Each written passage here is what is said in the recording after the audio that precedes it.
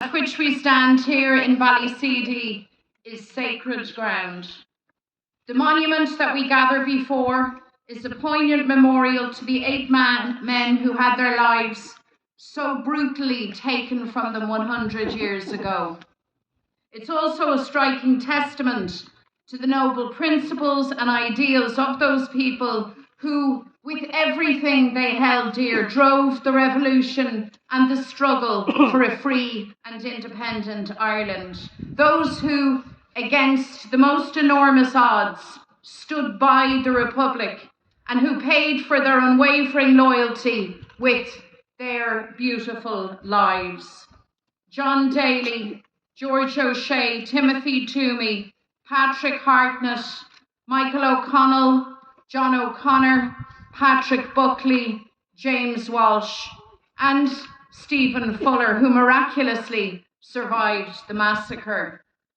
They were of that gallant band of patriots who refused to surrender the promise of the proclamation of 1916.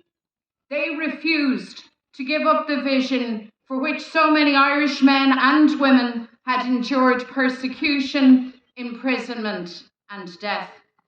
Here at Ballyseedy, those 8 volunteers, true and brave, were cruelly killed on the side of the road by the Free State Army.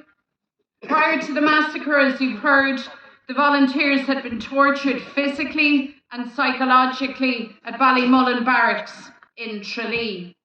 They were then loaded on a lorry and driven to the Killorglin Road alongside Ballyseedy Wood. A Free State officer offered them a cigarette and told them that it would be the last smoke that they would ever have.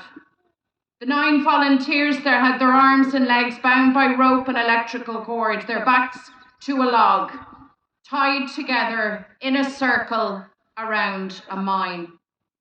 Knowing the fate that lay in store, the men offered up their prayers to heaven.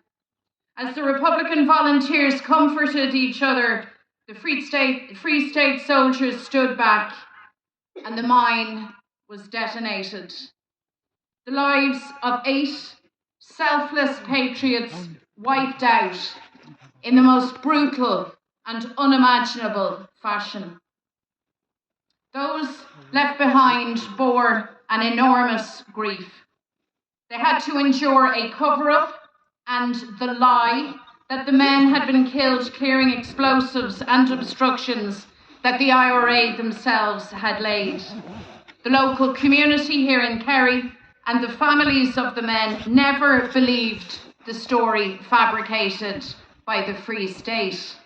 It was a lie, exposed again by the Free State execution of 9 more Republican prisoners, 4 in Killarney at Countess Bridge and 5 at Cahersiveen, in a similarly ruthless fashion.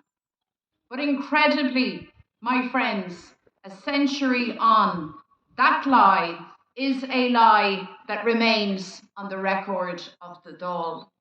Now, this is something that we seek to change. This is something that we must change. And we now, standing here today, seek the truth to be finally acknowledged by the state.